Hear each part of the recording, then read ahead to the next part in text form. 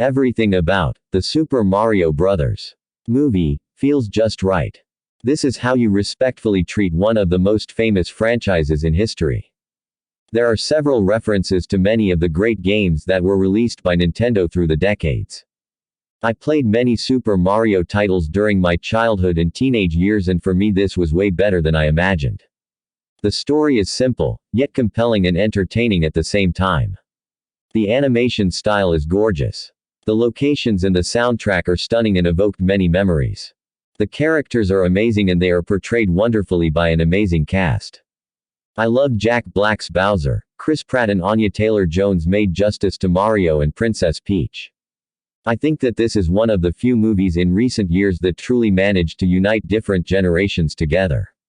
When the credits rolled, the whole audience clapped. I never experienced something like this ever in all my years as a movie-goer. I really do not want to say much more, as I do not want to spoil anything about the plot.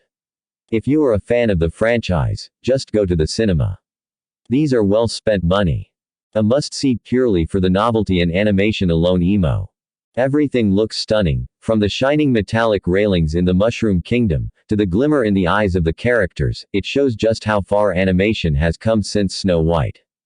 And the photorealism style honestly suits it more than I thought it would.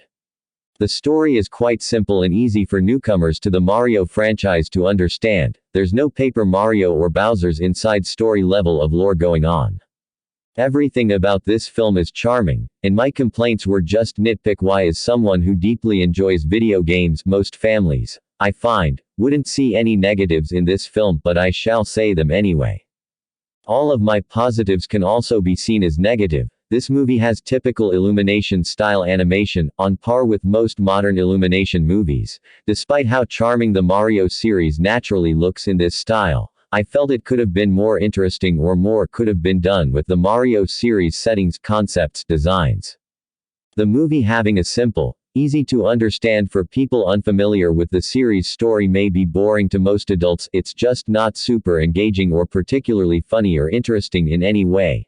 Characters speak just to get from point A to point B. It feels rather than properly exploring their emotions, lives, motivations. To give you an idea of this, my family kept checking their phones during the halfway point of the movie. Again, the story is on par with most modern Illumination movies, not hilariously bad, but very, very much a kid's film, not on par with the stories told in modern DreamWorks such as the new Puss in Boots film, or even modern Pixar, which I felt has been lacking in recent years. If you're expecting deep character arcs, you won't get it. Nobody's backstory is touched upon at all really. It's a simple tale of an underdog to hero Mario versus a generic bad guy Bowser.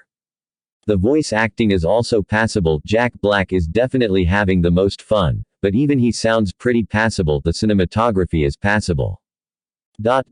Save for a few scenes that are done in one continuous panning shot, those felt impressive, but it was also hard to see what was going on in them as they whirled by so fast.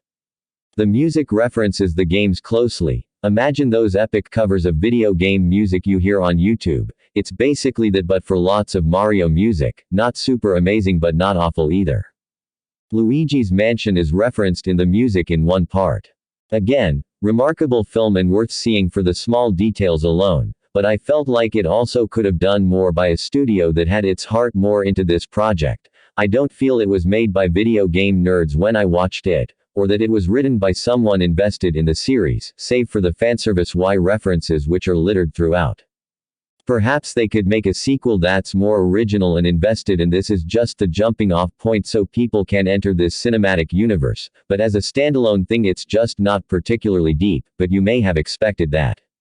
There's nothing on the level of the heart put into, say, Super Mario Galaxy 1 here. This is despite Nintendo's apparent short leash with Illumination and how they oversaw the story and tweaked it. But then again, maybe you expected that if you share my opinion of modern Nintendo being too safe and boring and business why nowadays. Regardless, you should totally see this, even if the cinema will be packed with annoying kids who keep getting up to pee every few seconds, lol.